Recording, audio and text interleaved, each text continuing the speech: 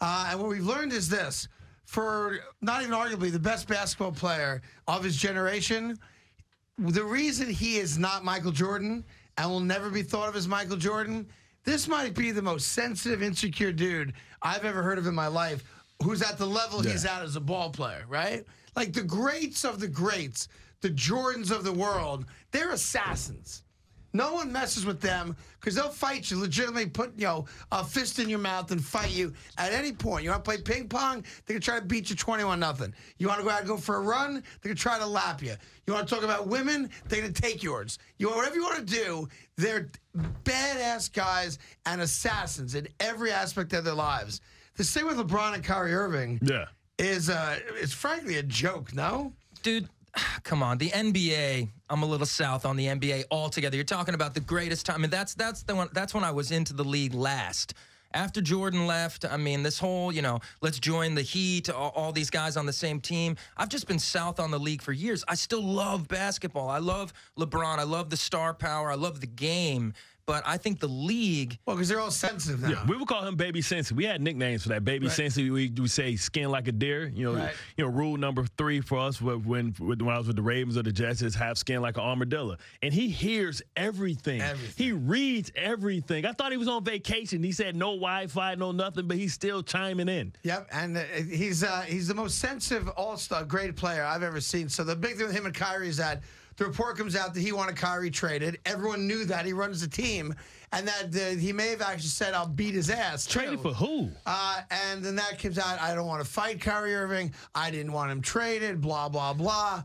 But the reality is this. The reality is that LeBron James sucks at losing, and he's lost a lot, obviously. He's also won a lot.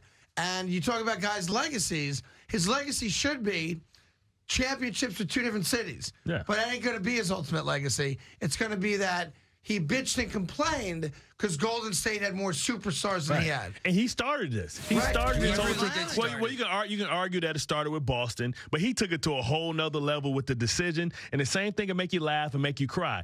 And it's LeBron, the GM, that got LeBron, the player, in trouble because he had the modern-day athlete that he needed in Wiggins, but he wanted it right now, and he forced a trade. Yep. And now he wished that he had a guy like Wiggins that can play the wing, that was athletic, that can give him time off. So he needs to be mad at LeBron, the GM, and not mad at Kyrie Irving. Listen, if I'm Kyrie Irving, I played underneath Ray Lewis, right? Everything I did was because Ray Lewis told me, he coached me up, or he willed me to be in the right position.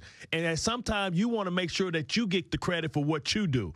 And also, listen, I don't want to have to march to the beat of LeBron's drum.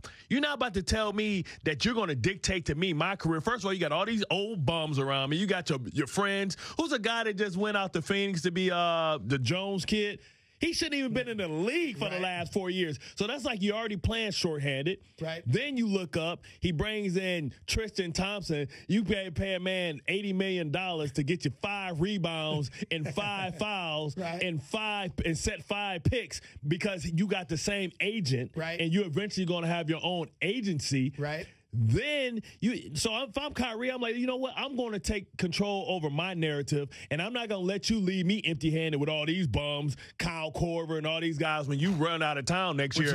I'm going to leave before you and take control of my own career because I'm not going to be stuck here with some bums and go from being in the playoffs and in the finals every year to being the 8th seed or the 7th seed, and everybody saying, look at Kyrie. He can't lead a team. Yep.